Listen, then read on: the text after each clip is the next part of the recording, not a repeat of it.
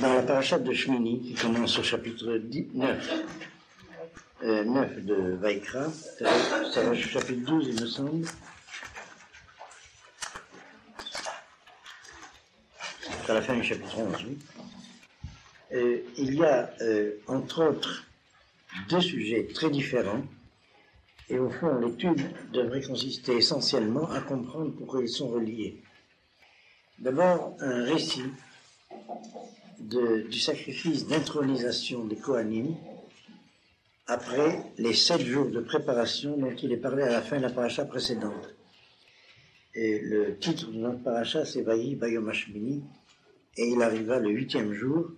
Le pshat que nous avons d'abord étudié, c'est que ce 8e jour, c'est le lendemain de la semaine des 7 jours de préparation des Kohanim, qui devaient se préparer à commencer à officier dans le culte du tabernacle qui a préfiguré le temple de Jérusalem dans les 40 ans du désert. C'est assez caractéristique que le terme qui est employé par la Torah est un terme qui vous est familier, c'est le terme de milouim.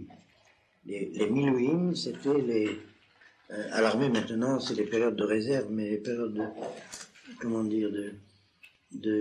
d'entraînement, plus exactement.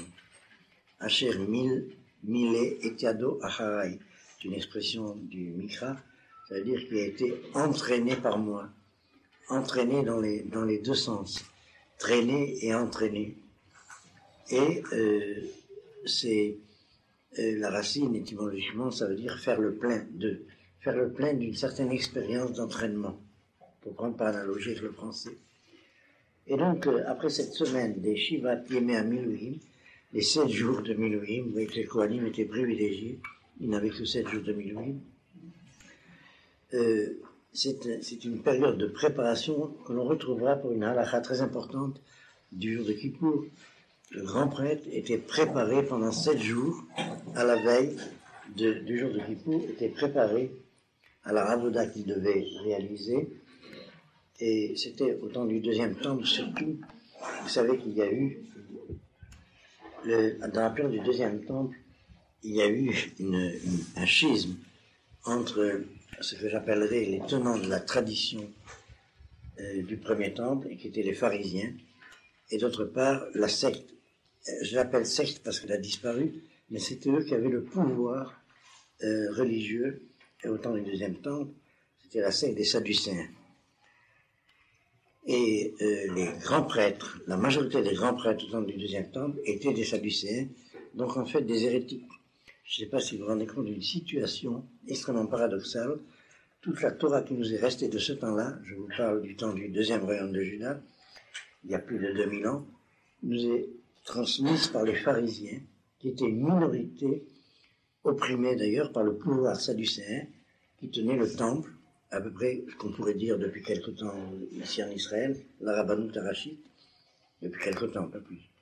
Et puis, c'est une situation assez analogue que nous sommes peut-être en train de vivre, enfin j'espère que pas, et où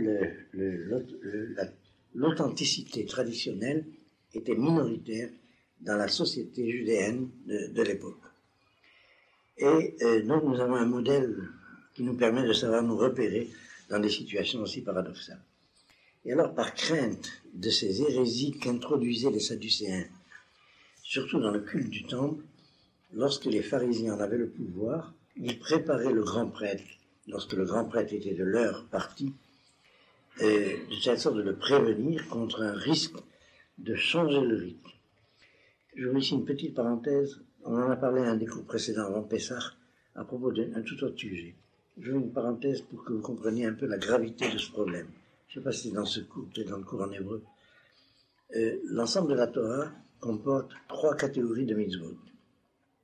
C'est un plan qui est très familier au Talmud, mais que surtout le Maharal a mis en évidence de manière systématique. Les mitzvot ben adam lachavero, les mitzvot qui régissent les rapports d'autrui à autrui, qu'on appelle dans la culture moderne la morale. Les mitzvot qui régissent la vie spirituelle, ça se dit en hébreu ben adam le'atzmo, entre l'homme et l'identité humaine en lui. Et les mitzvot qui régissent les rapports entre la créature et le créateur, entre l'homme et Dieu, ben adam la'makom, ce qu'on appelle dans la culture moderne la religion. Or, On apprend du Talmud des pharisiens, et à chaque fois que vous dites le Talmud, ça veut dire le Talmud des pharisiens. On ne sait ce qu'étaient les Sadducéens que par des allusions qu'il y a dans le Talmud et dans les évangiles. Mais c'est parti au pouvoir au temps du deuxième temple, dans la plupart du temps de l'époque du deuxième temple. Et la règle du Talmud, c'est que dans l'ordre des mitzvot, des rapports entre l'homme et autrui, c'est-à-dire la morale, la règle du tribunal doit être l'allègement de la loi. Parce que du point de vue de la nature des choses, les rapports sociaux sont terribles. Et donc il faut compenser. La compensation que la Torah introduit du point de vue de la loi, c'est la kula. C'est clair en hébreu? La kula, c'est pas tellement l'allègement de la loi. Vous savez, on ne peut pas traduire. Dès qu'on commence à étudier sérieusement en hébreu, le français c'est une belle langue, mais pas de traduction. La seule langue de traduction qu'on pourrait employer, ce serait l'anglais, mais comme je ne parle pas anglais, je l'emploie pas. L'anglais est une langue beaucoup plus apte à traduire l'hébreu que n'importe quelle autre langue européenne. Je vous dirai pourquoi tout de suite. Parce que lorsque la langue littéraire anglaise a été formulée sur des traductions de la Bible, sur les traductions anglaises de la Bible. La raison pour laquelle on trouve dans l'anglais littéraire une aisance à la traduction de l'hébreu qu'on ne trouve pas dans d'autres langues. Comme je vous dis souvent, moi quand je lis les psaumes en français, ça me rend protestant, parce que je proteste. Mais en tout cas, pour revenir il y a que les protestants qui peuvent chanter les psaumes en français et ça passe. Mais essayez de chanter un psaume en français. Vous voulez que je vous donne un exemple? On n'a pas le temps. En tout cas, à Purim, on fera des exercices. Pour revenir au sujet, tout à l'heure, après cette parenthèse, j'en ouvre une toute petite pour expliquer qu'est-ce que c'est une kula. Et dans l'ordre des rapports entre l'homme et soi-même, c'est l'inverse. Dans la vie spirituelle, au contraire, la règle, c'est l'exigence la plus grande. Parce que l'homme, je vous traduis des formules du Talmud, est complaisant avec lui-même. Du point de vue naturel, par conséquent, la loi réintègre l'autre valeur, c'est-à-dire l'exigence. Est-ce que c'est clair? Je résume cela. La réalité de la société est une réalité terrible. Tout le monde sait cela et fait semblant de ne pas le savoir. Je vous cite une Mishnah.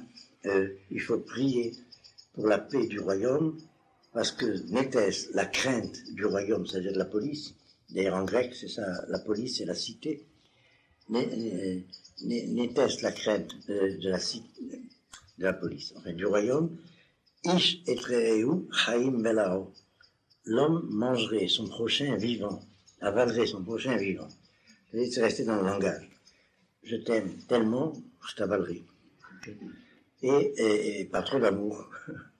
La règle de la société, c'est une règle impitoyable, et donc la Torah réintègre la kula. Je ne donne pas d'exemple parce que ça nous fait trop de parenthèses, mais je crois que le principe est clair. Dans la vie spirituelle, c'est l'inverse. L'homme est complaisant pour lui-même, c'est dans sa nature, et par conséquent, la Torah demande la plus grande exigence dans les mitzvot de la vie spirituelle. Mais dans les mitzvot concernant le rapport entre l'homme et Dieu, c'est ni l'allègement, ni l'exigence. C'est la loi comme elle est, de manière stricte. Si on change quoi que ce soit, tout est autre chose. Il n'y a qu'à voir comment de nuances de formulation, dans le passage des grandes catégories de la foi de l'hébreu au grec, le christianisme est apparu. Et vous savez, qu'est-ce que ça veut dire que ça ressemble? Ça veut dire que c'est pas la même chose, ça veut dire que ça n'a rien à voir. Alors ça commence par des nuances. Je vous donne souvent des exemples, mais je vous en donnerai un qui me semble le plus clair, et il y en a d'autres. L'expression le Fils de Dieu est une expression authentiquement biblique. En hébreu, ça veut dire la créature aimée du Créateur. Et puis, en grec, ça devient Dieu le Fils. Rien à voir. Et vous voyez comment un petit changement dans les formulations liturgiques fonde autre chose. C'est clair? On raconte qu'un des grands prêtres sadducéens a été condamné parce qu'il a voulu enjoliver le culte, il a voulu faire le sacrifice de Kippour avec des gants blancs, condamné à mort. Et pourtant c'est joli des gants blancs, puisque la soutane était blanche de jour de Kippour, il a voulu ajouter les gants blancs. Et ce qui étudie la symbolique de ces de tous les rites comprennent à quel point on ne peut rien changer. Je referme la parenthèse. Alors maintenant, je voudrais quand même expliquer qu'est-ce que c'est une Kula. Ce qu'on traduit par un allègement de la loi. Et encore une fois, je cherche un terme en français, peut-être vous m'aiderez à le trouver tout à l'heure. Je vous cite une Mishnah des Pirkei Avot. Everat, les mitzvah kala kebahamura, chez Iata Yodea, matan scharan chez le mitzvot. Je vous traduis. Voilà ce que dit la Mishnah. Empresse-toi à une mitzvah légère, mitzvah kala kebahamura, comme une mitzvah lourde. Vous voyez, kula, humra, vous entendez en hébreu? Chez Iata Yodea, matan scharan chez le mitzvot. Parce que tu ne connais pas la rétribution des commandements. Tu ne sais pas si une mitzvah qui te paraît légère n'est pas très importante, et parce qu'au fond, la seule règle que tu pourrais avoir, c'est la sanction. Et une mitzvah qui te paraît lourde, tu ne sais pas si au fond elle a moins d'importance que la première. Bon, je marche sur des œufs de Pâques, mais vous avez compris la difficulté de traduire. Alors, il faut bien comprendre, la Kula, c'est pas du tout un allègement de la loi. C'est le fait qu'apparemment on croit que c'est une mitzvah plus facile à faire qu'une autre. Parce que chacun a son registre d'expérience des mitzvot et donc de facilité apparente ou non. Et la seule règle qu'on pourrait avoir objective, c'est de mesurer la gravité du mitzvah par rapport à la sanction, mais comme on ne connaît pas la sanction, il ne vaut mieux ne pas jouer à essayer d'évaluer. Vous avez compris? Alors, très souvent, on a affaire à une mitzvah extrêmement importante, et on croit que c'est une kula, ça veut dire un allègement de la loi, tout simplement parce que le privilège de la familiarité avec la mitzvah fait qu'elle est facile à accomplir apparemment. Je vous donne est-ce que c'est clair ce dont je parle là? Okay. Je ne voudrais pas vous citer une autre Mishnah qui parle de ces problèmes, ça ferait une trop grande parenthèse. Mais je donnerai un petit exemple. On parle très souvent de Bet Shammai, qui serait dur dans la loi, et Bet Hillel, qui serait au contraire léger dans la loi. Et on ne se rend pas compte qu'en réalité c'est l'inverse. Dans la halakha selon Bet Shammai, on prend plus de précautions, parce qu'on a affaire à des gens moins pieux que dans la halakha selon Bet Shammai, où on prend moins de précautions. Je vais vous donner un exemple, mais ne tirez aucune conclusion pour la pratique de tous les jours. Demandez l'avis, la décision, et l'avis de votre rabbin préféré, enfin familier, comme on dit, habituel. Voilà, la question du Mouktsé, le Shabbat. Est-ce que tout le monde sait ce que c'est que le Mouktsé, le Shabbat? Il y a des utilisations de biens qu'on s'interdit le Shabbat parce que ça risquerait de mener à la violation d'un commandement de Shabbat. Eh bien, Bet Shammai ne connaît pas le Mouktsé. Alors que Bet Hillel, c'est très important le Mouktsé. Alors Bet Hillel est Mahmir, et apparemment Bet Shammai est Mekil. C'est pas du tout la définition vraie. Les hommes de la Shita de Bet Shammai sont tellement scrupuleux dans l'observance du Shabbat qu'ils n'ont pas besoin du Mouktsé. Alors que les hommes de Bet Hillel ont besoin d'un échafaudage qui s'appelle le Mouktsé. Et je veux dire jusqu'où ça va le Mouktsé. C'est vraiment ça. Vous avez, dans un repas de Shabbat, vous avez mangé des amandes. Alors, les clipotes des amandes, on n'a pas le droit de les débarrasser, parce qu'on n'a pas le droit de débarrasser de la nappe quelque chose qui n'est pas nourriture. Alors, j'espère que vous avez en tout cas compris le principe. La Torah est plus coulante avec les gens plus scrupuleux. Et elle est plus scrupuleuse avec les gens plus coulants. Vous avez compris un peu le problème. Alors, quand j'ai dit qu'en général, dans le secteur des rapports dans la vie sociale, quand le Beddin a décidé, il choisit plutôt d'après la Kula, c'est à cause de la nature du problème qu'il faut résoudre. C'est pas parce que on va se donner des aménagements avec la loi. Vous savez, c'est pas pour dire du mal des libéraux. Le terme de libéraux, ça peut être pris dans le sens positif. Mais enfin, quand ça veut dire prendre des libertés avec la loi, eh bien, c'est pas ça la Kula. Je sais pas si c'est clair ce que j'ai dit. Okay? Bon, je referme la parenthèse. Alors, voilà ce qui se passe. Il y a un récit qu'au moment de l'intronisation des Kohanim, donc le 8e jour après la semaine des Milouim de préparation à leur service, eh bien, c'est clair jusque-là? il est arrivé une catastrophe. Les fils d'Aaron sont intervenus dans le rite en apportant ce que la Torah va appeler Eshzara, un feu étranger sur l'autel. Nous allons lire le texte tout à l'heure. Ça veut dire qu'ils ont fait un excès de zèle, si j'ose dire, et ils ont été frappés de mort. Le feu descendu du ciel les a foudroyés. Et donc, Aaron a été en deuil, puisqu'il s'agissait de leur fils. Et un homme en deuil ne peut pas réaliser le sacrifice comme il aurait dû être fait. Et donc, il y a une catastrophe qui va changer la course du temps, comme nous allons voir, qui est mis à l'indice Vaï Bayom Hashmini, parce qu'il y a eu un manquement au rite. Mais nous allons voir tout à l'heure quelle était la gravité de ce manquement. Et il y a donc un premier récit qu'on pourrait appeler la faute des fils d'Aaron, suivi du deuil d'Aaron et du changement de rite dans le sacrifice. Et nous voyons là qu'il y a, vous me rappellerez que je lis ce verset, une controverse entre Moshe et Aaron après l'événement. Moshe demande à Aaron comment vous avez fait le sacrifice. Et Aaron dit, ben, voilà comment on l'a fait. Voilà comment on l'a fait, c'est pas comme ça qu'il fallait le faire. Et Moïse qui répond, mais non, c'est pas comme ça qu'il fallait le faire. Et de quel sacrifice il s'agissait, nous allons voir un peu plus en détail tout à l'heure, mais du sacrifice d'intronisation de l'ensemble du culte des Kohanim. Vous voyez donc l'importance de l'événement. Deuxième partie et nous allons, j'espère avoir le temps de lire quelques citations du Malbim sur ce que disent les sultans dans le Talmud, dans le Midrash, de quelle nature était cette faute des enfants d'Aaron. Mais retenez, si vous voulez, formellement, c'est une sorte d'enthousiasme subjectif qui apporte sa propre flamme à la lumière de la foi. C'est pas mal dit, ça. Personne n'a pris des notes. Bon, vous avez compris l'idée. La motivation subjective était très positive. On pourrait se dire, mais pourquoi on est puni parce qu'il y a un surcroît de ferveur. C'est pourquoi j'ai tenu tout à l'heure à rappeler cette introduction. Dans les rapports entre l'homme et Dieu, on ne change rien. Parce que c'est entre nos mains.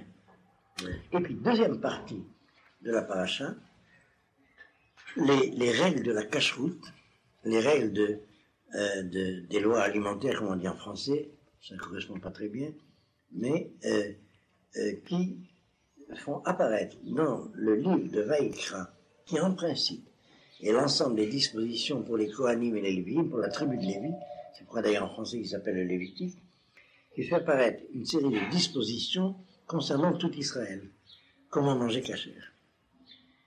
Et donc, au fond, on a l'habitude d'étudier cette paracha en se posant la question, quel lien y a-t-il entre ces deux fêtes? Pourquoi c'est ensemble dans la paracha des Shmini? L'habitude fait que, bon, c'est dans la même sidra. Et l'habitude fait qu'on s'interroge pas, on s'étonne pas. Mais c'est très étonnant que les deux choses sont liées dans le texte de la Torah. Ce récit de la catastrophe du 8e jour après la semaine des Milouïm, et d'autre part, la nécessité de manger cachère. Quel rapport? Vous avez compris un peu la question qu'on va essayer de suivre, et j'espère arriver jusque-là et vous donner un autre exemple dans le livre de Bereshit, où des choses analogues vont se passer. Une allusion à la cacheroute relie un récit de catastrophe dans l'ordre des engendrements dans l'histoire. Alors, avant d'arriver à l'étude de détails, je voudrais quand même qu'on lise le texte du récit de la faute des enfants d'Aaron. Alors, vous allez prendre le chapitre 9 à la fin. Tout le chapitre 9, c'est la description du sacrifice qui devait être fait pour que la Shrina apparaisse sur l'autel. Je n'explique pas tout ça, je fais allusion simplement pour cadrer le récit pour ceux qui sont déjà un peu dans les Inyanim. Et alors, verset 24. Verset 24, le dernier verset du chapitre 9. Vatetse, vous y êtes? J'attends. Tout le monde a le texte sous les yeux? Kaf Dalet, ok?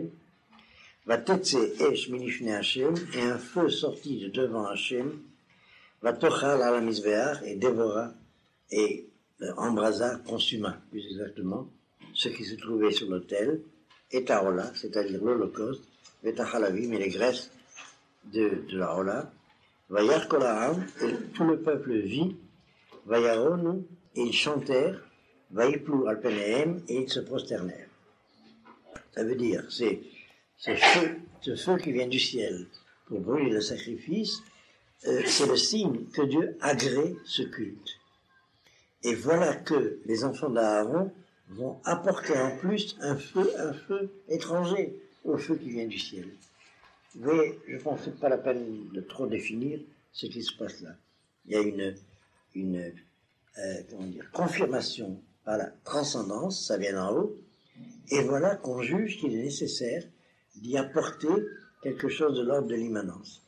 Et alors, catastrophe, on lit la suite. Vaïkrou ben Aaron, premier verset du chapitre 10, suivez sur le texte. Et les enfants d'Aaron prirent, qui étaient les enfants d'Aaron, Nadab et Abihu, Ish Martato, chacun son encensoir, Vaïtenu Bahen, Esh, et ils placèrent dans les encensoirs du feu, Vayasimu Aleha Ktoret, ils placèrent sur le feu de l'encens, Vayakribu Lifnei Hachem, et en cela, ils ont approché devant Hachem, Eshzara, un feu étranger, Asher Otziva Otam, qui ne leur avait pas été prescrit.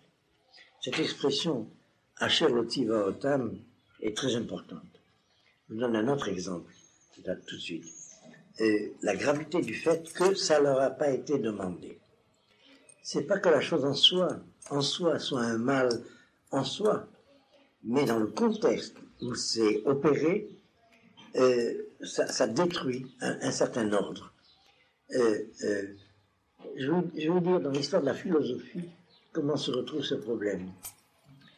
Est-ce que les idées vraies sont vraies parce que Dieu l'a décidé, ou est-ce que c'est parce qu'elles sont vraies que Dieu les considère comme vraies? C'est un problème difficile en philosophie. Et alors, il y a cette clause. C'est grave parce que ça ne fait pas partie de l'ordre de la loi. C'est parce que la loi a demandé. Autrement, c'est pas grave. Ceux qui ne sont pas soumis à la loi, on va les féliciter de faire ce que Nadab et Abihu ont fait. Mais Nadab et Abihu qui sont soumis à la Torah sont en faute parce qu'ils ont fait quelque chose que la Torah n'a pas demandé. Ils se sont substitués à la Torah. Et ça ne veut pas dire que ce qu'ils ont fait en soi est mal, puisque c'est bien. C'est bien de participer, de faire participer son enthousiasme au culte qui est demandé à Israël. Mais comme ce n'est pas le culte demandé à Israël, ça devient un mal. Si un non-Israël fait cela, on le félicite. Mais Israël n'a pas à le faire, parce qu'Israël n'a à faire que ce que la loi d'Israël lui demande. Je vous donne un exemple. J'analyserai pas, mais je vous le mets en mémoire. Le Talmud dit Gadol Metsuvé Verosé, Misheno Metsuvé Verosé. Plus grand est celui qui a obligation de faire quelque chose et le fait, que celui qui fait la même chose alors qu'il n'en a pas l'obligation. On pourrait se dire, d'après notre culture générale, c'est l'inverse. Celui qui de lui-même, de façon autonome, fait ce que la loi demande, alors que la loi ne lui demande pas, c'est ça la clause, est plus grand que celui qui fait que d'obéir, qui ne fait que son devoir, si vous voulez. Alors réfléchissez bien à cela. Le Talmud a une explication à ça. Qu'est-ce que ça veut dire plus grand? Oui, je vous la donne peut-être. Okay? Bon, je vais vous la donner. Insistez un peu. Le Talmud dit voilà, parce que la nature humaine est ainsi faite, il suffit que la loi demande quelque chose pour que l'instinct s'y oppose. Et donc on a plus de mérite quand on a reçu une obligation de le faire quand même que celui qui n'a pas reçu. Vous avez compris le ça se rattache d'ailleurs aussi à un problème extrêmement général. C'est que lorsque la Torah et l'instinct demandent la même chose, c'est suspect. À qui on obéit? Alors on est à l'aise que lorsque la Torah demande des choses contraires à l'instinct. Là on est tranquille. C'est la vertu. Vous voyez ce que je veux dire? Lorsque la nature et la vertu vont dans le même sens, c'est très suspect. L'exemple que j'ai l'habitude de donner, c'est le ta'am de la mitzvah de manger du poisson le vendredi soir. Alors, quel ta'am, de la mitzvah ou du poisson? C'est très difficile de manger le poisson du vendredi soir en tant que c'est le poisson du vendredi soir. Parce qu'en plus, il faut qu'il soit bon. Sinon, c'est pas le poisson du vendredi soir. Vous voyez, vous comprenez pourquoi, très rapidement dans l'histoire, nous avons une très longue histoire, plus de 3000 ans, les rabbins ont décidé, les mitzvot, même sans kavana, ça marche. Qui va être capable de mettre la kavana du poisson du vendredi soir? Tant qu'il est bon, le poisson. Il faut avoir un poisson pas bon, mais on ne prend pas un poisson pas bon le vendredi soir. Donc, quel kavana il a mis? Vous voyez que, alors soyez tranquille, mangez le poisson le vendredi soir sans kavana, à condition qu'il soit bon. Il y a énormément d'exemples de ce genre. Je vais donner un exemple au niveau de la sémantique qui me séduit toujours, cet exemple. Il y a deux mots en hébreu qui se ressemblent beaucoup. C'est le mot de Ani, qui signifie humble, qui signifie pauvre, et le mot de Anav, qui signifie humble. C'est presque le même mot. Alors c'est pourquoi la Gemara va dire, un homme n'est vraiment humble que s'il est riche. Parce que s'il est pauvre, on ne sait pas ce qu'il est. Est-ce qu'il est pauvre ou est-ce qu'il est humble? Vous avez compris? Enfin, le problème général, je le rappelle, est très important. C'est à quelles conditions la vertu est authentique. Alors nous n'avons qu'un critère, c'est lorsqu'elle s'oppose à l'instinct. Mais tant que la vertu s'oppose à l'instinct, c'est pas encore la vertu que le Créateur a demandé. La véritable kedusha, c'est quand la vertu est naturelle. Mais quand la vertu est naturelle, est-ce que c'est la vertu de la nature? Vous avez compris Bon, ça c'est étudié, et à ma connaissance, le maître qui a le mieux présenté, c'est-à-dire le plus étudié, c'est Maïmonide dans les chemins pratiques. Parce qu'il se pose la question, qui a plus de mérite? Celui qui doit faire violence à sa nature pour faire le bien, ou celui qui fait le bien naturellement? Qui a plus de mérite? Et là, Maïmonide, c'est une controverse entre les philosophes et la Torah, et je vous laisse le soin de l'étudier dans le chapitre 4 des chemins pratiques, mais me semble vérifier. Ça doit être 4. Je reviens au sujet. Eh bien, voilà le verset 1 du chapitre 10, on le relit. Vaïkrou ben Aaron Nadav Avihu, et Nadav et Avihu, les fils de Aaron, prirent Ish Martato, chacun son encensoir. Vaïtenu Baen Esh, ils mirent dans l'encensoir du feu. Vayassimu ale Aktoret, ils placèrent sur le feu de l'encens. Vayakrivu Livne Hashem, et c'est moi qui ajoute, en cela, ils ont approché devant Dieu, Eshzara, un feu étranger, Asher Lotziva Otam, qui ne leur a pas été demandé, prescrit. Vous voyez en quoi c'est étranger? C'est dans le fait que ça ne leur a pas été prescrit. Ça veut dire que c'est une très belle chose qu'ils ont fait, mais ça n'a rien à voir avec ce que la Torah demande.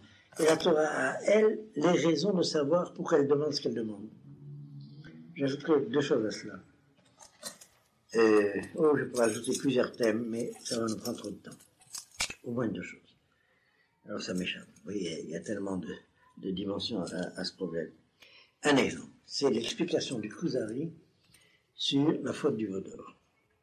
Alors le Kuzari dit, au fond, le fait de se représenter par un symbole la transcendance de Dieu n'est pas en soi une faute. Il s'agit que d'une représentation par un symbole. C'est pas l'idolâtrie, c'est le vrai Dieu qu'on veut représenter. C'est pas l'idolâtrie. L'idolâtrie, c'est quand on prend une force du monde créé, qu'on l'érige en divinité. Le paganisme. Mais ce qu'ont fait les hommes de la faute du Vaudor, c'est qu'ils voulaient représenter symboliquement la manifestation de Dieu, du vrai. Et alors, où était leur faute? Ils ont choisi un symbole que la Torah n'a pas demandé. Et d'ailleurs, c'est un problème très vaste. Vous savez qu'il y a dans ce sujet l'essentiel de ce qu'on pourrait appeler la théologie juive concernant la représentation de la souveraineté de Dieu. Et que premièrement, c'est interdit d'avoir quelque représentation que ce soit. Et voilà que vous trouvez dans les synagogues des représentations. Et vous retrouvez, je vous donne la seule représentation cachère du point de vue de la Torah, c'est les lettres de l'alphabet hébraïque.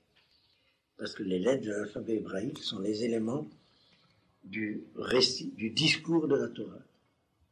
C'est par les lettres de l'alphabet hébraïque que Dieu a parlé. À travers les lettres de l'alphabet hébraïque que Dieu a parlé. Et qu'il a créé le monde, d'après notre Midrash. Vous remarquez que sur les 10 tables, les 2 tables, dans la plupart des synagogues, il y a Aleph, Bet, Gimel, Dalet, Eva, Zek, Chet, Yod. Voilà la seule symbolique qu'on autorise. Et ne croyez pas que c'est stam, que c'est important comme sujet. C'est la parole qui a été la seule manifestation de la présence de Dieu dans le monde, autorisée par la Torah. Il y a un verset très clair. Utumna oreitem, vous n'avez vu aucune figure. Zulatikol, seulement la voix. Donc c'est les lettres de l'alphabet, celles qui sont autorisées pour représenter la manifestation de Dieu dans le monde. Mais vous avez des synagogues, et c'est pas interdit. Vous avez les signes du zodiaque, reliés aux 12 tribus. Vous suivez? Bon, en conséquence, ça veut dire que ce n'est pas la chose en elle-même d'avoir pris le signe du zodiaque du temps qui était une faute. C'était le fait de l'avoir fait alors que la Torah l'a pas demandé.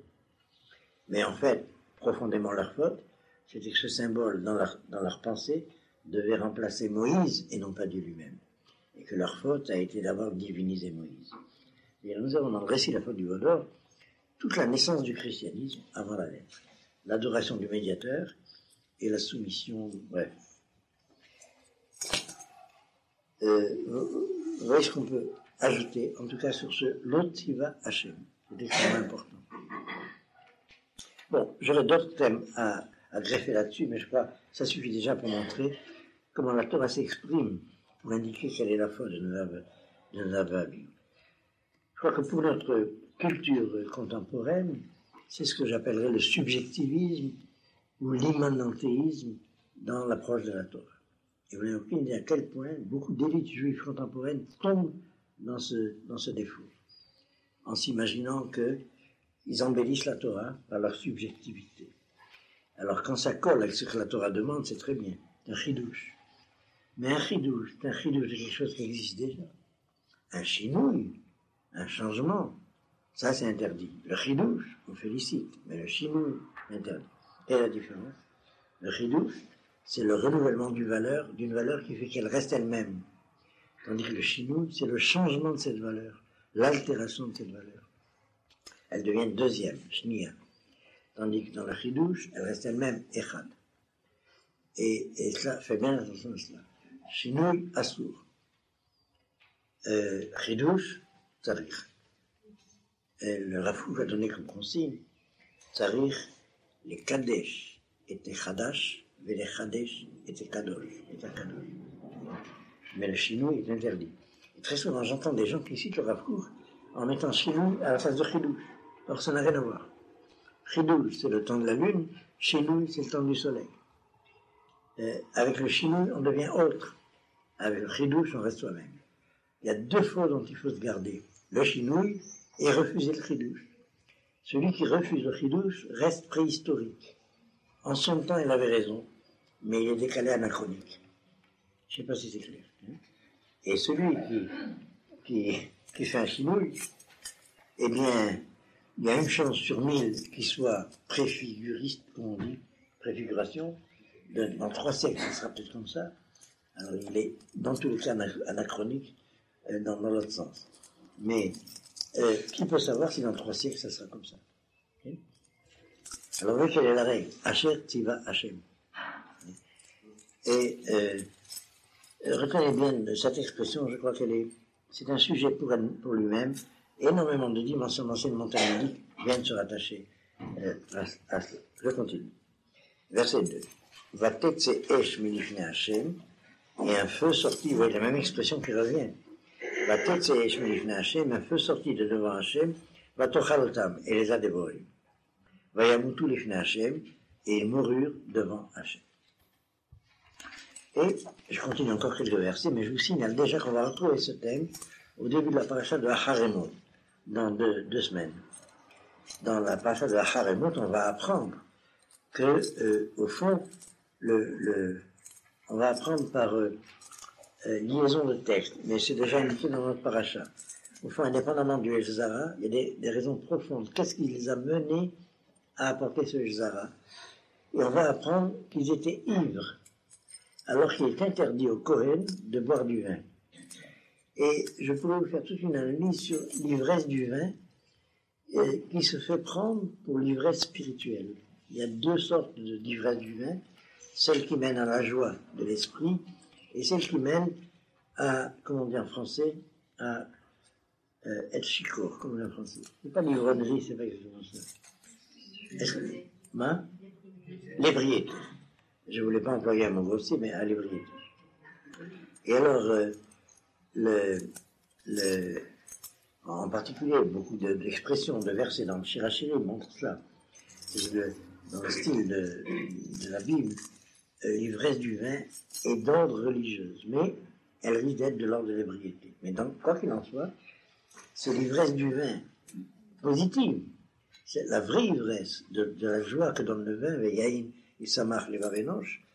Lorsqu'on a bu le vin de la joie, on a la joie de vivre. Et c'est le plus grand acte de foi que l'on peut faire devant le Créateur, être heureux de vivre. Et plus que toute autre ivresse, si j'ose dire, c'est l'ivresse du vin qui révèle cette joie de vivre authentique, religieusement authentique. Mais c'est interdit au Kohen parce qu'il risque de basculer dans cette faute. L'ivresse mène à la faute rituelle. Vous avez compris, vous rattachez ça un peu en passant à Pourim, qu'il faut avoir l'expérience de la joie de l'ivresse, jusqu'au moment où on risque de confondre le bien et le mal et s'arrêter là. Vous vous rappelez de confondre entre Mardoché et Aman, mais à ce moment-là, Ad velo Ad Bichlal, comme on dit en hébreu. Et alors, retenez déjà ces deux fautes. Avoir apporté un fait étranger, avoir bu avant le service, et c'est pourquoi c'est interdit au Kohen de boire à partir de là. Vous l'aurez dans quelques versets suivants.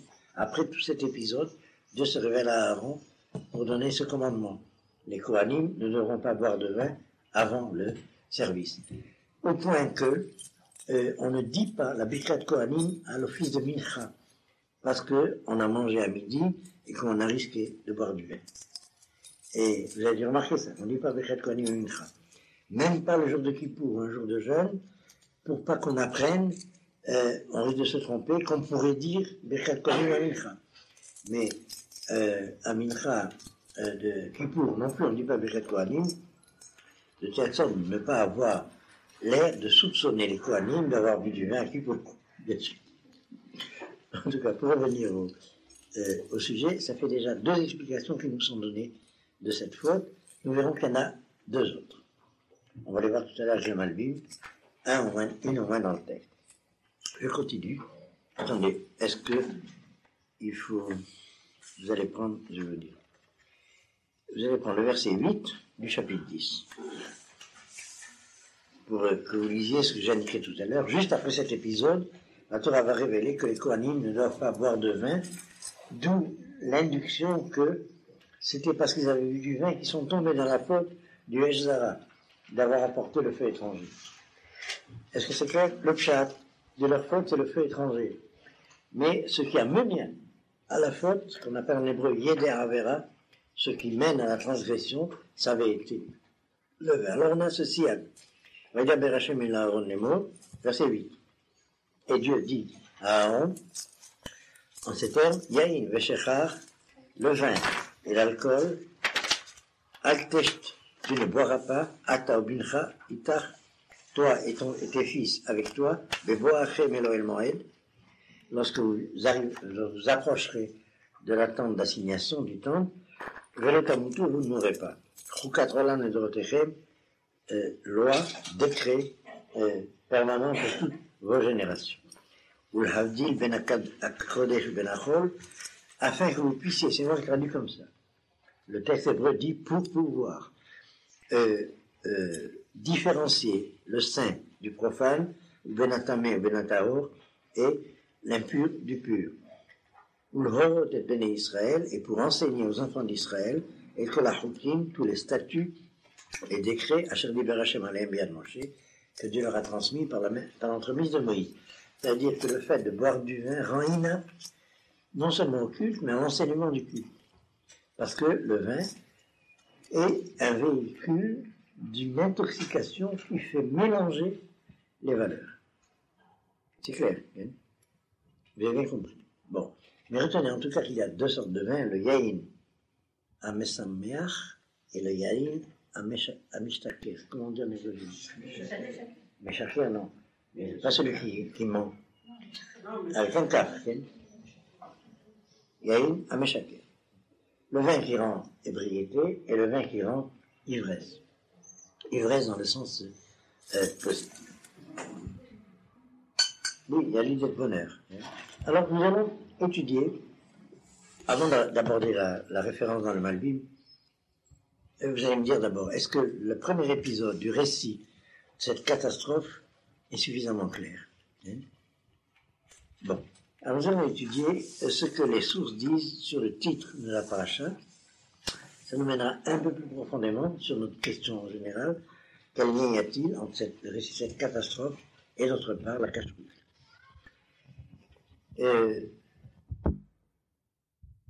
Des espèces, entre espèces interdites à la consommation et espèces permises à la consommation. C'est toute la paracha de Shmini. Je vous signale, parce que j'aurais oublié, qu'il s'agit de règnes entiers. Ce n'est pas des animaux totems que, par analogie avec le totémisme, on interdit de consommer à cause du respect qu'on doit au totem. Je vous dis ça parce que dans les explications universitaires concernant ce problème de la cache-route, que les universitaires appellent les interdits alimentaires ou quelque chose de ce genre, on attache la plupart du temps des interdits de ce type au totémisme. C'est-à-dire que dans toute société, il y a des choses inconsommables parce qu'il y en a un respect pour l'ancêtre supposé. Par exemple, vous avez des sociétés où on ne mange pas de crocodile. C'est un animal sacré parce que évidemment on descend du crocodile. Et par le lémurien ou par je ne sais plus comment on les appelle, j'ai oublié. C'est rare.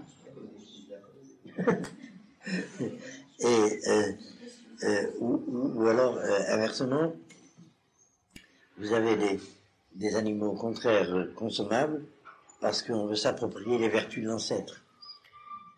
Ça, c'est des explications de type universitaire. Je pense en particulier le premier livre pied-nickelé de ce genre que j'ai lu quand je faisais mes études, c'est La légende dorée de Fraser. Ça vous dit quelque chose? Bon. Ça vous dit quelque chose, ce livre? Bon, on n'a pas de temps à perdre, moi non plus. Et Krataï Animaskirayo. Qu'est-ce que j'ai lu comme tout d'autre n'a aucune, et que je faisais mes études universitaires? Énorme. Bon. Enfin, je vous signale ça en passant pour vous dire que ça ne marche pas, ce type d'explication, parce que c'est des classes entières d'êtres vivants, des règnes entiers d'êtres vivants. Et que lorsque la Torah ici énumère certains animaux, c'est parce que les critères risquent d'être confondus avec d'autres règnes. Alors, on a ici une table d'animaux qui seraient suspects. Enfin, vous comprenez l'idée. On ne saurait pas décider à quelle classe ils appartiennent, alors on les nomme individuellement. Bon, je ne me proposais pas à vous faire un cours sur la cache-route, ça serait la peine une fois qu'on étudie ça en détail, quelle est la signification, enfin la portée, disons, de signification de ces lois. En particulier, j'ai étudié une thèse structuraliste sur les lois de la cache-route qui a été mise en forme par un des anciens attachés culturels français à Tel Aviv, qui s'appelait Solers. Je ne sais pas si vous avez entendu parler de son nom, il n'y a personne de Tel Aviv ici, c'est pas grave. Un structuraliste qui a fait une étude magistrale des lois de la cache-route. J'ai son texte quelque part, ça vous aurait fait une fois qu'on vous le fasse tirer, que vous lisiez ça, comment un structuraliste non juif a compris la cohérence, en tout cas, de la portée des lois de la cache-route. Et il explique par ce biais la grande différence avec le christianisme, qui va, comment dire, rendre caduques toutes ces lois, avec des formules comme ce n'est pas ce qui entre dans la bouche, mais qui sort de la bouche qui rend impur, ou bien tout vous est permis, et il montre bien qu'on veut abattre les barrières de différenciation. C'est dans le même contexte que ni homme, ni femme, ni juif, ni grec, et ni cacher et tarouf. Vous voyez à peu près le problème. Bon, je referme la parenthèse. Alors, dans tous les cas, j'ai deux choses à rappeler. le sens du verbe vaïri, et il arriva que, et le sens du mot huitième, Yom HaShmini, le huitième jour. Je veux dire d'abord de façon formelle l'essentiel de cette étude, qui nous permet d'aller plus vite par la suite. C'est que, au fond, là se rassemble toute une série de sources qui indiquent que la sortie d'Égypte était la fin de l'histoire de ce monde-ci et qu'on devait entrer dans le monde à venir. En tout cas, entrer dans le temps de transition entre ce monde-ci et le monde à venir, c'est-à-dire le Yamot HaMashiach. Vous avez des textes qui vous sont peut-être pas très familiers, dans le Midrash, vous les retrouverez, qui indiquent qu'à la sortie d'Égypte, le monde se transfigurait. Les malades guérissaient, tous les défauts disparaissaient, les morts étaient en train de ressusciter, et puis voilà, la faute a empêché, et le monde a continué, l'histoire de ce monde-ci. Mais que c'était un temps, ces 40 ans de la génération de la sortie d'Égypte, c'était un temps exceptionnel, privilégié. Ça a échoué, mais ça aurait pu réussir. Retenez l'idée en tout cas. Je vous donnerai une indication qui me semble très souvent négligée. C'est que toute la Torah ne concerne, en tout cas la Torah Shebirtav, ne concerne que la génération de la sortie d'Égypte. Elle ne s'est révélée qu'à cette génération-là. Avant, après, c'est Torah Sheba'al Peh. La Torah Shebirtav, Torah Moshe, concerne la génération de la sortie d'Égypte. Et c'est cette génération de la sortie d'Égypte qui a eu le privilège d'avoir expérience des événements de révélation. Pas seulement la révélation de la parole de la Torah, mais la révélation de Dieu à travers les événements, et de la sortie d'Égypte, et du Sinaï, tout ce qui s'est passé pendant ces 40 ans. C'est une génération de géants, exceptionnelle, que la Torah appelle Dordéa, la génération de la connaissance. Mais ce n'est qu'au bout de 40 ans qu'il se dévoile qu'il y a eu incapacité de fonder vraiment cette connaissance à l'expérience de laquelle on avait été appelé dans cette génération. En particulier, Judas Lévi, lorsqu'il parle de la faute du Hodor, donne le principe suivant. Il ne faut juger cette génération qu'à la hauteur où il se trouvait. Et on fait semblant nous les modernes, d'avoir un jugement méprisant sur ce qu'on appelle la génération du désert. En français, ça a pris un terme extrêmement négatif. Mais la génération du désert en hébreu, c'est Dordéa. C'est cette génération qui a été appelée à la connaissance et qui a trébuché sur la connaissance. Mais c'est sur la connaissance qu'elle a trébuché, pas sur l'ignorance. Je ne sais pas si c'est clair, ce sujet. Elle a été appelée à la révélation, et c'est à ce niveau-là qu'il y a eu difficulté. Et au fond, il y a une discussion dans le Talmud, dans le Masechet Sanhedrin. Est-ce que la génération du désert aura droit au monde à venir ou pas? Il y a deux opinions. Une qui dit elle n'aura pas droit, et une qui dit elle aura droit. Alors comme on explique la première, elle n'aura pas droit, c'est pas qu'elle n'aura pas droit, elle a déjà eu. Est-ce que c'est clair? Yesh lahem ou en lahem, chelek l'olam haba. Alors c'est dit que en lahem, en atid liyot lahem. Ils ont déjà eu leur chelek l'olam haba. Et ceux qui disent elle a droit, c'est-à-dire parce qu'ils méritent de l'avoir mieux. Mais c'est une génération exceptionnelle. C'est vrai, quand on se met, je veux dire à quoi ça ressemble. J'entends souvent des historiens religieux, entre guillemets, dire que la grandeur du judaïsme, c'est que les fondateurs étaient des hommes comme nous. Abraham, Isaac, Jacob, Moïse, étaient des gens comme nous. Je suppose que vous avez entendu ces choses-là. Mais c'est tout le contraire. Ça n'a rien à voir avec nous. C'était des fondateurs d'une identité qui a traversé l'histoire humaine en cataclysme, Israël. Lorsqu'on fera le bilan de la relation de cette manière d'être homme, Israël, et l'humanité tout entière sur 4000 ans, on s'apercevra que ceux qui ont instauré cette identité, c'est pas des gens comme nous. Nous sommes des microbes par rapport à eux. Nous sommes des individus d'un ensemble qui s'appelle Israël. Eux étaient tout seuls l'ensemble. Je ne sais pas si vous comprenez ce que je dis. Je parle d'Abraham, Isaac, Jacob, Moïse, Aaron, les grands, David, Salomon. Et bien c'est la même chose. Cette génération est une génération de géants. C'est une génération fondatrice.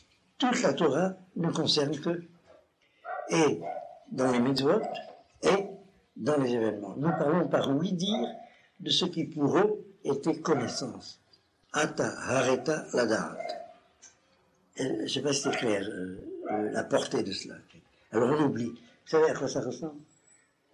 On oublie que la révélation a eu lieu parce qu'on a oublié qu'elle a cessé. On a oublié qu'il y a eu un temps de l'histoire où la révélation a cessé. Alors ça nous fait oublier qu'elle avait lieu avant. Vous avez compris? Et alors on parle de notre temps comme si c'était le même que le temps de la Bible. Et après on se collecte à des incompréhensions. Et pourtant ça ne ressemble pas tellement à notre monde, parce que le postulat était faux. Qui a dit que ça ressemble à notre monde? C'est un autre monde. C'est le monde de la révélation. Vous avez compris? Biziranpin, comme on dit en français, en taille réduite, en miniature, tous ces grands personnages sont dans l'identité Israël de chaque contemporanéité. Dans chaque génération, ils sont tous là, mais dans l'envergure de la génération. Et comme c'est une petite envergure, on ne se rend pas compte de quoi on parle, quand on parle des modèles, enfin des fondateurs. C'est bien clair, je suppose.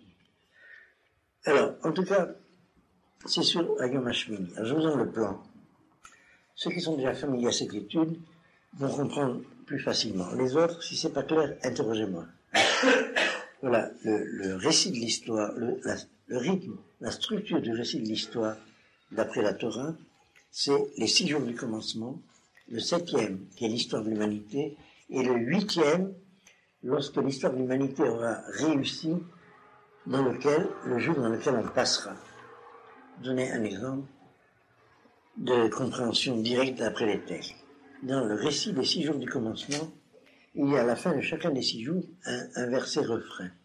Et ce fut soir, ce fut matin, jour 1, jour 2e, jour 3e, jusqu'au 6e. Il n'y a pas écrit, et ce fut soir, ce fut matin, jour 7e. Ça veut dire que depuis Adam Arishon, on est encore dans ce 7e jour du commencement. Et on espère qu'il va s'achever quand Eliyahu Hanavi, qui vient le samedi soir, comme vous savez, nous dira, c'est le temps de passer au 8e. Et le 8e jour, je vous l'appelle par approximation le jour messianique, si vous voulez. Et je vais ouvrir une petite parenthèse là-dessus, mais dites-moi si ça c'est clair d'abord. Je vous donne une référence. C'est dans Pirkei des Rabbi Eliezer, où ce que je viens de vous dire se trouve, avec le complément suivant. Le 7e jour n'est pas clos, et sa clôture et son inauguration, Chinucha, ne sera indiquée que les Atidavo. Les 6 premiers jours sont révolus, le 7e est en cours d'histoire, jusqu'à sa réussite, et lorsqu'il aura réussi, il sera écrit, et ce fut soir, ce fut matin, jour 7e, dans la Bible des temps messianiques. Et je veux dire de quoi il s'agit. Pour chacun des jours, il y a un projet. Par exemple, le premier jour, que la lumière soit, qu'il y ait lumière, pas la lumière, qu'il y ait de la lumière. Il n'y a pas l'article. Que lumière soit. Et ça s'est réalisé. Il y a eu lumière. Alors on peut dire,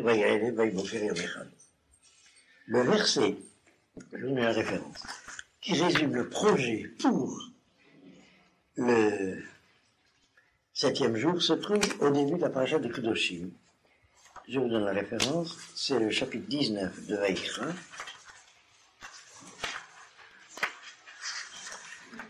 Verset 2.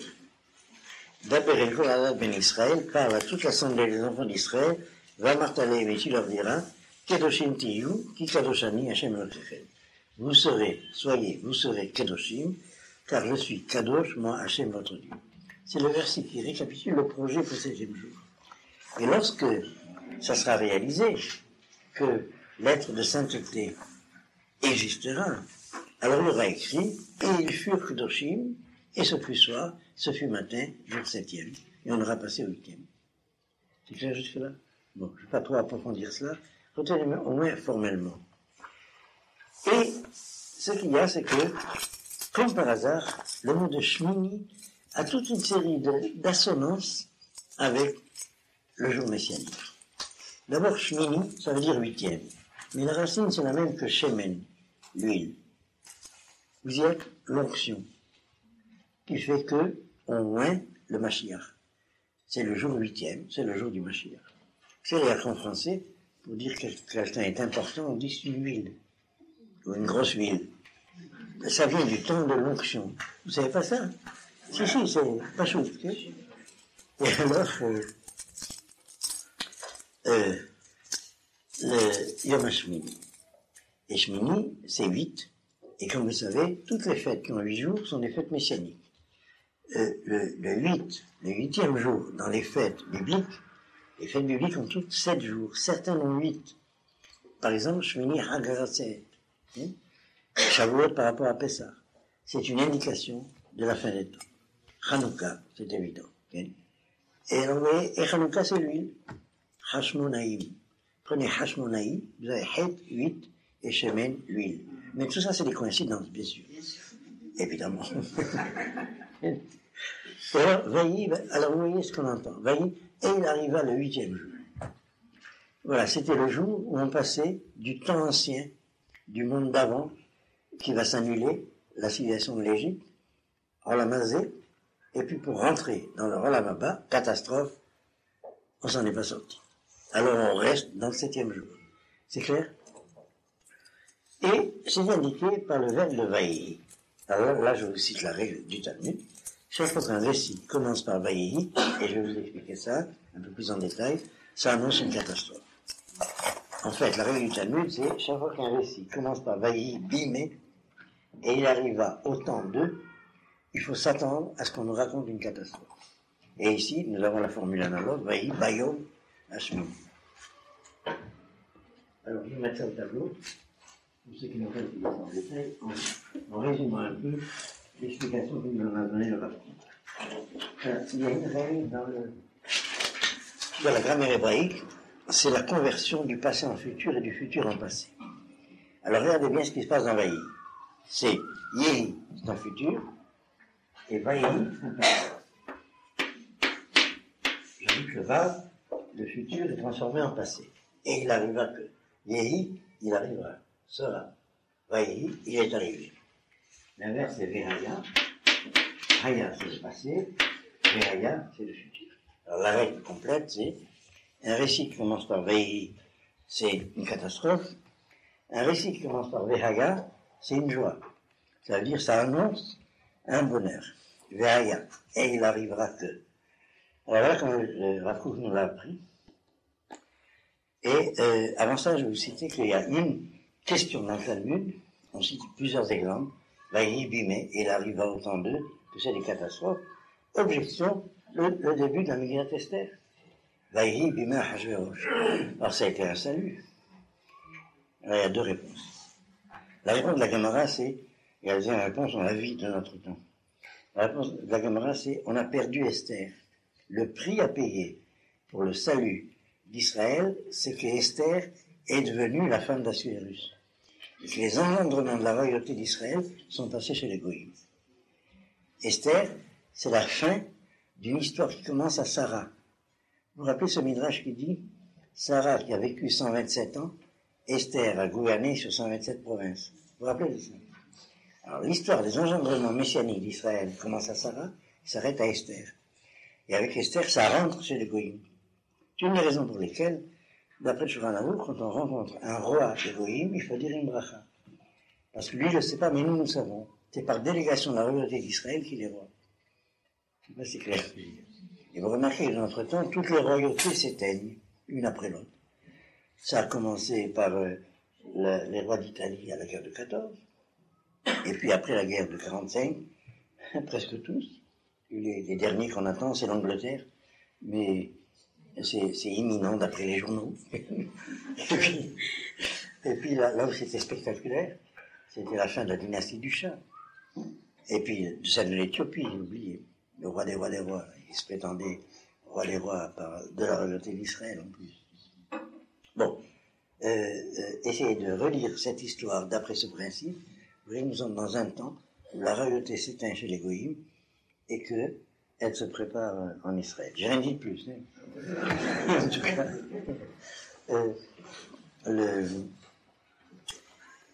la figure de la reine Esther est très étudiée dans la Gemara à ce sujet.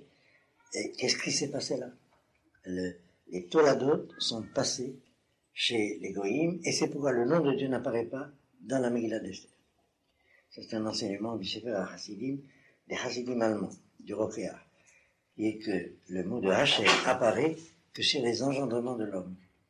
La première fois que le mot de Hachem apparaît dans le texte de la Torah, c'est Beyom Asot Hashem Elohim Eretz Veshamayim. Parce que c'est Toledot Adam qui commence. Et lorsque les Toledot sont en court-circuit, je veux dire, dans la clandestinité, le nom de Hachem disparaît du livre d'Esther. Je reviens à un autre sujet, c'est que, et c'est là que je vous cite l'enseignement du Rav Kook, qui nous a donné à deux niveaux. Premièrement, le passé comme tel, c'est un malheur. C'est déjà arrivé. Vous allez voir que là, il y a une sensibilité différente de la culture contemporaine. La culture contemporaine met l'âge d'or au passé. Alors nous nous mettons dans l'avenir. Si vous voulez, la question des goïms, c'est qu'est-ce qui a dû se passer pour qu'on en soit là? C'est clair? Alors la question d'Israël, c'est qu'est-ce qui nous attend pour qu'il faille passer par là? Et c'est deux sensibilités radicalement différentes. Vous avez compris? Dans le temps d'Israël, la nuit est d'abord, et le jour vient après. Chez les goïms, c'est l'inverse. Il y avait le jour d'abord, l'âge d'or, et on est dans la nuit. Là, il y a un pessimisme, là, il y a un optimisme. Vous voyez la différence. Mais si vous étudiez la littérature des goïms, vous verrez qu'ils sont omnibulés par « c'est arrivé ». Si vous comprenez l'arabe, je veux dire en arabe, « des fêtes mettent ». Ce qui s'est passé est bon.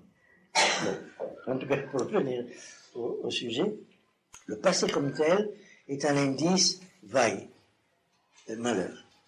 Alors que l'avenir, parce que c'est encore en espérance, est gros de tous les bonheurs possibles, éventuels. Mais c'est une sensibilité extrêmement différente. Alors si on a bien compris cette règle, on arrive là. Alors si en plus, c'est un avenir qui s'est transformé en passé, alors en plus que c'est vague. Vous avez compris? Et si c'est un passé qui va se transformer en avenir, en plus que c'est vraiment un bonheur. Voilà donc quelle est la règle.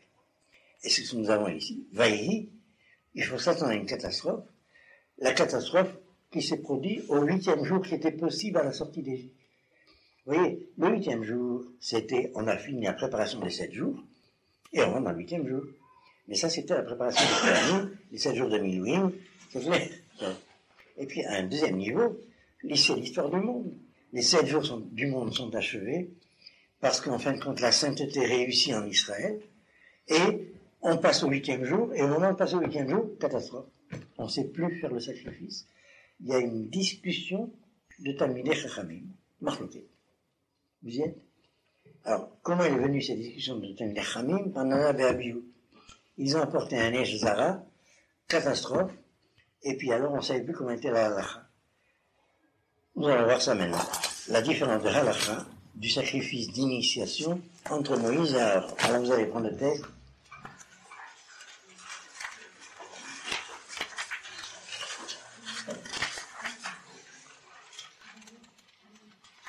Vous allez le prendre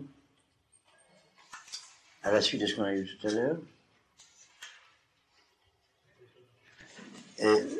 Le chapitre 10, à partir du verset 3. Alors, au verset 2, un feu est sorti et a brûlé Nadav et Abihu. Alors, je vous traduis.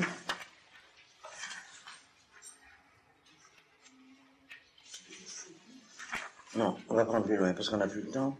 1 minute. Prenez verset 12. Alors, prenez verset 12. Va d'abord Moshe et Aaron et Elazar, et Moïse parla à Aaron, à Elazar et à Itamar après la mort de Nadav et Abihu. Banav Anotarim, les fils restants à Aaron, et il dit, verset 12 du chapitre 10, Zet, Yud-Yud, Kechu et Amincha, Anoteret, Meisha Hashem, prenez l'offrande qui reste du sacrifice de Hashem, Veichlouha, et mangez-la. Il fallait consommer le sacrifice pour assurer l'expiation des fautes qui empêchaient que le culte puisse commencer. Voilà comment était la halakha que Moïse transmet. Ce qui reste de l'offrande, mangez-la. Or, on verra que Aaron ne l'a pas mangé parce qu'il était en deuil. Vous voyez comment la catastrophe est arrivée. Un grain de sable qui a arrêté l'histoire du monde. Continue. Et mangez-la matzot, accompagné de matzot, et c'est la misvéach, près de l'autel, qui kodesh kadashimi, car c'est une offrande du plus haut niveau de sainteté. Va'achaltemota bemakom kadosh, vous la mangerez, vous la consommerez dans un endroit saint, qui chokra vechok banechai, car c'est ta part et la part de tes enfants que te donne la loi. Ça veut dire, le rôle du prêtre, c'était de pouvoir manger de la nourriture pour laquelle aucune faute a été faite, qu'offre le peuple. Toute nourriture pour le peuple étant, comment dire en français, handicapée par la faute du problème économique. Si c'est pas clair, j'ajoute une explication. Les offrandes qui étaient apportées au temple étaient des offrandes qui étaient prises avant la commercialisation des récoltes. C'était une nourriture kadosh. C'est une nourriture qui est appelée consacrée, et elle ne peut l'être que si elle est prélevée avant le circuit économique de la récolte. C'est clair? Donc, c'est une nourriture pour laquelle aucune faute n'a été faite. Est-ce que c'est clair? Et donc, un tel repas peut expier les fautes que le problème économique entraîne. Toute faute est entraînée par la petite jouissance, qui fait que si on ne mange pas, on ne vit pas, mais c'est parce qu'on est obligé de manger qu'on fait des fautes, ça s'appelle problème économique. Ici, il faudrait une analyse de vocabulaire marxiste, pour que ça soit bien clair. La plus-value du pain que vous achetez, c'était la faute d'exploitation d'un ouvrier. Et alors ce pain-là, il n'est pas sacré. Il est massacré. Bon, vous avez compris l'idée. Et alors, vous devez vous nourrir de cela. C'est cela qui déculpabilise les fautes qu'on est obligé de faire parce qu'il faut manger pour vivre. Et la kavana du peuple était, si on pouvait être comme le Kohen, qui n'a pas à faire des fautes pour manger, et nous n'aurions pas de faute. Et c'est ça qui déculpabilise la faute involontaire, c'est-à-dire la faute entraînée par le jeu de la vie. C'est tout simplement parce que, c'est pas si simple. C'est parce que il faut manger pour vivre qu'il y a des fautes. Et alors, le Kohen a une vie consacrée où il peut manger. Non, laissez-moi vous me faire penser à autre chose. Vous savez déjà, je vous répète chaque fois. Pendant que je suis en train de parler, moi ou quelqu'un d'autre, ne levez jamais la main. Vous faites penser à autre chose. Attendez que ce soit fini, vous posez votre question. Alors, c'est ce que je dis. Oui. Le Kohen peut manger et vivre sans que sa nourriture n'ait été grevée d'une faute économique. Bon, c'est pas difficile à comprendre. Alors, quel était le culte du sacrifice? C'était un repas parfait, mangé par l'homme parfait, habillé des vêtements parfaits dans la maison parfaite. C'est le geste de vie parfait qui était le comportement de sainteté. C'est clair. Okay? Et alors, il fallait donc manger le sacrifice. Mais il y a un empêchement. Je suis en deuil. Comment je peux manger le sacrifice? On continue. Et voilà ce que Dieu dit à Moïse, que Moïse dit à Aaron, mangez-le, qui chaîne sous vêtis. Parce que c'est comme ça que j'ai reçu l'ordre. Veit Hazat Eloufa, passez le verset 14, suivez. Prenez verset 16, Tetzaïn. Et lorsque Moïse vient voir comment ça s'est passé, Veit Serir Achatat, d'Arash Larash, et voilà que le bouc du sacrifice, Moïse l'a recherché. On vous signale que le mot de Darosh, c'est le mot qui est à la fin de la moitié de la Torah, et que le mot de Darash est le mot qui est au début de l'autre moitié de la Torah. Ça se passe au milieu, Darosh, Darash. Et Moïse l'a cherché, et voici qu'il a été brûlé, pas mangé. Vaiktsof al-Elazar vers Itamar, Moïse se mit en colère contre Elazar et Itamar, Ben Aaron, les fils d'Aaron, Anotarim les mots, qui étaient restés en disant, voilà le texte de sa colère, verset 17, Madoua ou achatem et achata, pourquoi vous n'avez pas mangé le sacrifice d'expiation? Je crois avoir donné suffisamment d'indications pour montrer que c'était important. Ça veut dire, le principe sur lequel tous les cultes reposent, vous l'avez annulé. On ne peut pas commencer. Parce que c'est ça, le culte de la Torah. C'est le fait que le Kohen mange le sacrifice d'expiation. En tout cas, une partie était brûlée, et une partie qui lui revient, parce que c'est le fait du Kohen. Ça s'appelle la mendication en théologie. Le Kohen mange ce sacrifice qui déculpabilise les fautes du peuple.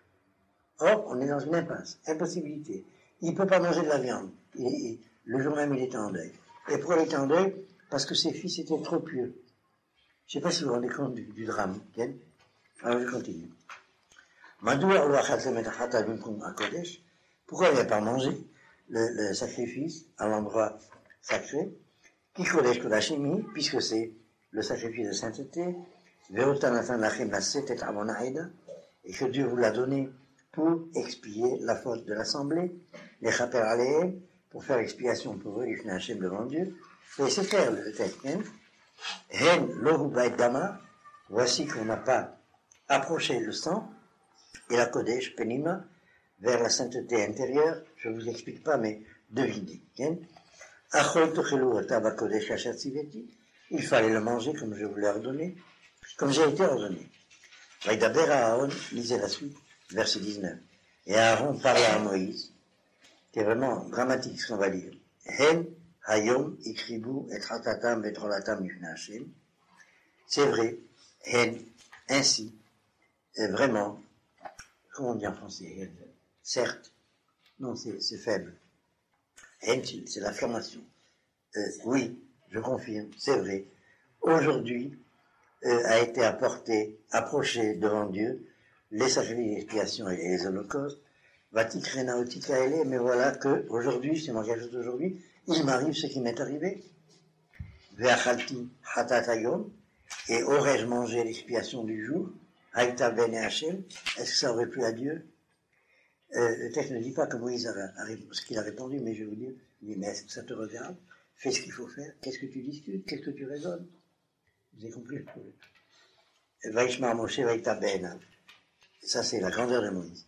Et Moïse entendit, et la chose lui a plu. Il s'est dit, bon, il a appris la leçon antérieure. Il a bien compris la halakha, mais c'est pas comme ça qu'il fallait faire. Vous voyez?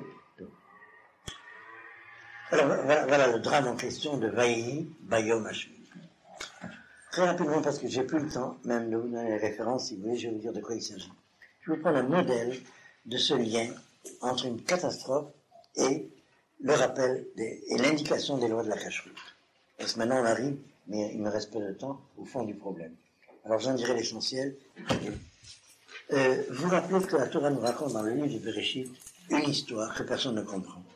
Que Jacob a rencontré un ange, qu'il a lutté avec lui toute la nuit, et que Jacob a été plus fort que l'ange, mais cet ange, de manière traître, étant vaincu quand même, a réussi à blesser Jacob à la pomme de la hanche, Kav Yerecho. C'est la pomme de la hanche qu'on dit en français? Enfin, la jointure de la hanche, Kav Yerecho. Tout de suite après, la Torah ajoute, Alken, lo yochlu bnei Israël et kidanaché.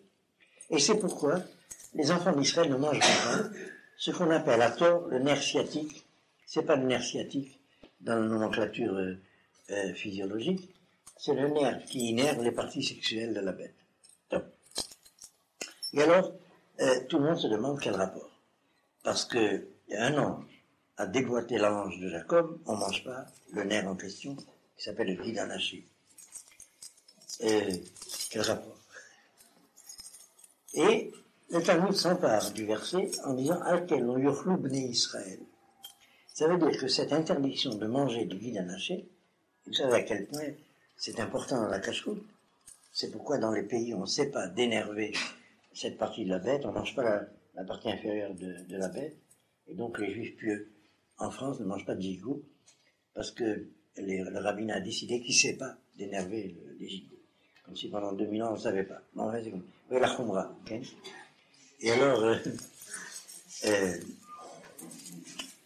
si vous allez demander une partie inférieure de la bête dans une boucherie cachère en France, on va vous regarder avec des yeux perçants. Le khouménisme, quoi. En tout cas, pour revenir au sujet.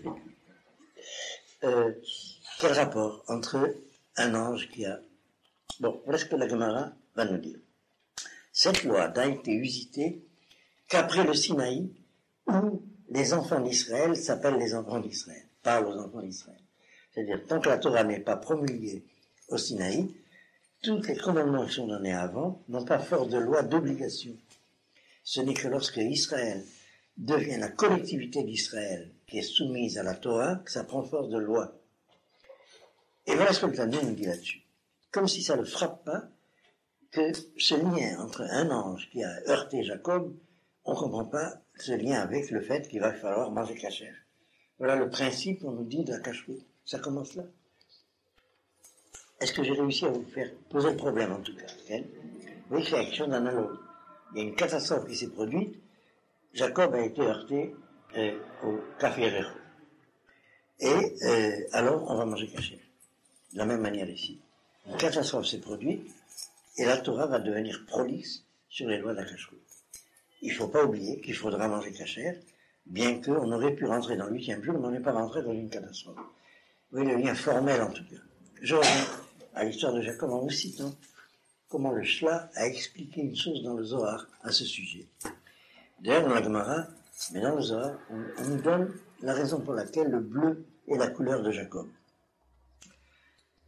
Techelet, le bleu, vous savez que finalement, le drapeau d'Israël, ça se rattache à ça, bleu et blanc. Okay? C'est Tchelet Velaban. C'est pas Kahol Velaban, c'est Tchelet. C'est pas le même bleu. Et nous allons voir d'ailleurs d'où vient le mot Tchelet. Alors la Gemara dit qui Tchelet domé la yam domé la rakia, verakia domé le kisa kabot. Ça veut dire, c'est le bleu de l'épaisseur de la profondeur de la mer, c'est ce bleu-là, hein, qui ressemble au bleu de l'épaisseur de la profondeur du ciel, qui ressemble au trône de la gloire. Or, si on prend les initiales de Yam, Rakia, Kisé Akavod, Kaf, c'est Yud, Resh, Kaf, c'est Yerech, l'ange. Et le Kaf de Yerech, c'est le Kisé Akavod. Ça y est? Donc, Jacob a été atteint au Kaf du Yerech, c'est-à-dire le Kisé Akavod, qui correspond dans les jours de l'année à Tisha B'Av. C'est à Tisha B'Av que le Kisé Akavod a été atteint. Je vous résume beaucoup, c'est beaucoup plus profond, mais il y a trop de données qu'il faudrait que j'explique, alors je vous schématise. Ça veut dire que, et voilà comment les rabbins ont expliqué cette catastrophe, Jacob a été atteint dans sa descendance par le génie d'Ésaü, qui va ravir à Jacob des descendants qu'il va convertir au christianisme. J'ai schématisé, mais c'est clair. Hein? C'est vrai qu'entre-temps, Ésaü, on les a eus, mais entre-temps, on a perdu énormément de monde chez eux. Je me rappelle même de mon dernier voyage au Portugal, je vous en ai parlé. Les marins du Portugal qui se retrouvent juifs, mais aucune idée, le Portugal entier est juif. L'Espagne à 90%, mais le Portugal, c'est effarant à quel point. Alors quand on a fait cette cérémonie pour les marins de Belmonte, c'est sorti de partout. Des ecclésiastiques, des préfets, des sous-préfets, j'en suis. Ça sort comme ça.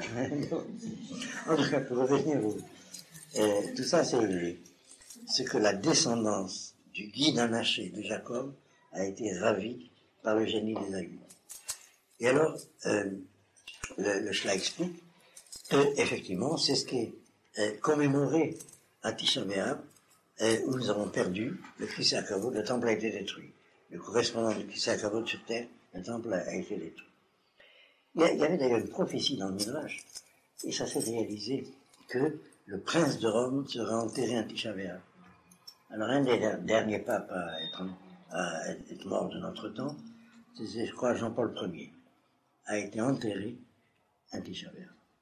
Et il s'appelle dans le Midrash le prince de Rome. Et c'était Shabbat. On n'a pas jeûné. Et on n'a pas jeûné. Non, c'est exact. C'était très frappant. Une coïncidence monumentale. C'est une coïncidence, bien sûr, mais... Et alors, en tout cas, pour revenir au sujet, vous voyez ce qui se passe. Les engendrements ne sont pas achevés, alors il faut manger caché. Parce que les engendrements dépendent de la manière dont on mange. L'homme devient ce qu'il mange. Et c'est la raison pour laquelle, lorsque les engendrements sont en question, il faut rappeler les lois de la cacheroute. Voilà quel est le lien qui nous est donné par cette ligne. Est-ce que c'est clair? Voilà, il nous reste 5 minutes. Si vous avez des questions, j'essaierai d'avoir des réponses. Okay.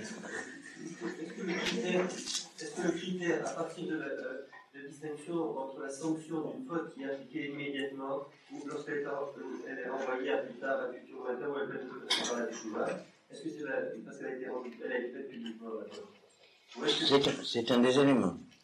C'est un des éléments, mais ce n'est qu'un élément. Vous avez compris la question? Il y a des fautes dont la sanction est immédiate, et des fautes dont la sanction est retardée et pourrait être aménagée par le repentir.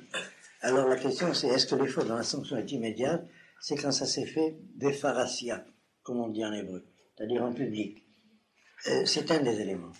Bien. Par exemple, je lirai à cette question un enseignement important qu'il y a 3 fautes graves que Yahare va lire avant. On doit se laisser tuer et pas les transgresser. Pourquoi? La halakha précise, quand c'est en public. Quand c'est en privé, on peut tricher. Mais, on a parlé des marades, énormément de juifs se sont laissés brûler et ne pas apostasier en public. En privé, c'est moins grave, entre l'inquisiteur et le juif. Mais si c'est en public, il valait mieux se laisser brûler. Ça va un peu dans ce sens, mais ce n'est qu'un des éléments. C'est un problème beaucoup plus complexe. Il y a plusieurs choses. Parce que, par exemple, pour le Bnei Aaron, on dit parce que Aaron est un Hashem. Et Moïse a prié pour Aaron, pour les fils d'Aaron, pour qu'ils ne meurent pas. D'accord? C'est pour ça qu'il y a 2 qui s'étaient sauvés, non pas une. D'accord? Et on voit aussi,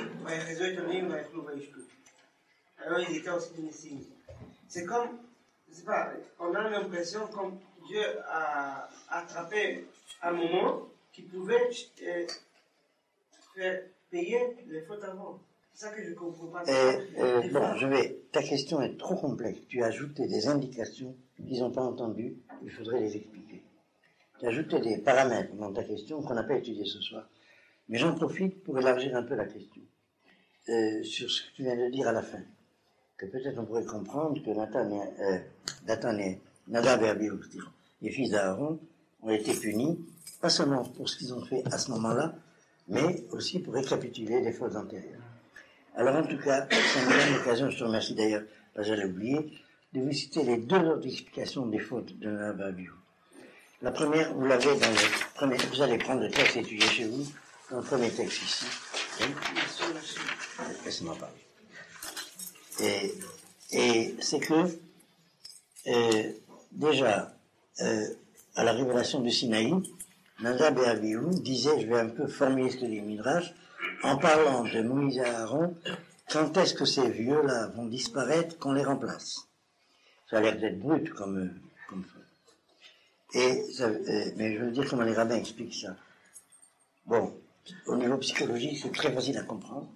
L'impatience de l'enthousiasme de l'adolescence, en crise d'adolescence, devant la génération pesante qui ne laisse pas le cocotier, quoi. Vous avez compris ça, lui. Enfin, leur faute, c'était, ils ont mangé notre coco pas caché. Mais les rabbins expliquent comme ça, c'est que Moïse et Aaron ont représenté une manière douce de diriger le peuple, la Torah Rachamim, alors que eux, c'est Minat Adin, et ils veulent remplacer la Anhaga par Minat Rachamim par la Anhaga de Minat Adin. Vous avez compris en hébreu? Okay. Effectivement, c'est le propre des adolescents d'être le prince du din, en français c'est Sardine, alors que c'est le propre des vieillards d'être Rachamim. Là, il faudrait citer un vers de Victor Hugo qui m'échappe, qui est joli dans Beaux endormis, qui se rappelle. Hein? Ah oui. Alors, donc je vous répète, on en a dit déjà 3. La première, c'est le feu étranger. La deuxième, c'est le vin avant. La troisième, c'est le remplacement des générations. Ça, vous avez le texte ici. Je voulais vous le faire étudier, mais on n'a pas le temps. Prenez-le quand même. Et la quatrième, c'est que ils étaient célibataires. Ils ne s'étaient pas mariés. Et il y avait une recherche d'une espèce de gloriole, l'engagement monacal de la sainteté. C'est au-dessus du prêtre de prendre femme. Alors qu'au contraire, la Torah impose que le prêtre soit marié. Parce que lorsqu'il est dans son service devant Dieu, on ne sait pas de quoi il parle. Ou de Dieu, ou de la femme qui la parle. Je ne sais pas si c'est clair ce que je dis. Pourquoi on ne laissait jamais un prêtre célibataire officier. C'est resté un peu dans le rite juif. Il y a certaines prières qu'on ne laisse dire qu'à des gens mariés, et certaines même à Rosh Hashanah et Kippour, mariés et 3 enfants au moins. Ça veut dire pour qu'on soit assuré que sa ferveur religieuse n'est pas d'une autre flamme. Vous avez compris ce que je veux dire? Et alors voilà donc les quatre. Mais pour retenir à ta question, c'est ce qui s'était passé au Sinaï. C'est-à-dire, et là, ça récapitule toute une histoire de l'humanité. La dernière phrase de la prophétie, c'est Ve'eshiv levavot albanim ve'levanim alavotav. Le conflit des générations qui a commencé au premier homme, entre lui et son père. Je parle du premier homme. Son créateur. La faute d'ingratitude qui a rompu la communication entre Dieu et l'homme. C'est le début de l'histoire de l'humanité, l'ingratitude. Des générations entre elles. Et c'est pourquoi c'est la dernière prophétie. Eliyahu Hanavi viendra réconcilier les pères et les fils le moment venu. Donc. Bon, alors j'espère que vous avez ici un exemple en passant du sens, du lien entre ces deux types de textes. Le récit de la catastrophe qui a empêché que le 8e jour soit le 8e jour et la minutie dans les lois de la cacheroute. Le temps des engendrements continue. Alors attention à la fabrication des petits d'hommes. C'est pas n'importe comment qu'on fabrique le Ben Adam. Ça dépend de ce que mangent les parents.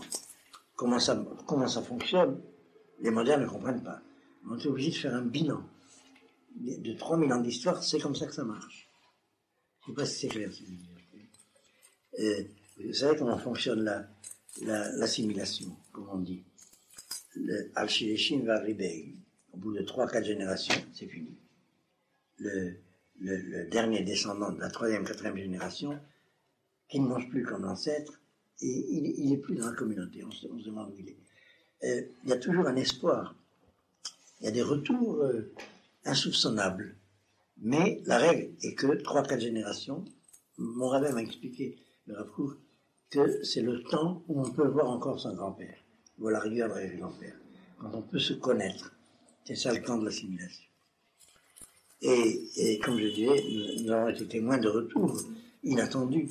Le retour des Juifs russes, après le rouleau compresseur de plus d'une génération de marxisme, et ils reviennent. Et en fin de compte, ils mangeront cachère. En tout cas, ils mangeront juifs. Et ce qui n'était pas arrivé depuis longtemps. Ils mangeront tout court, parce que là-bas, ils ne mangeaient pas. Bien, alors je vous propose, ceux qui veulent de rester, on va faire arbitre.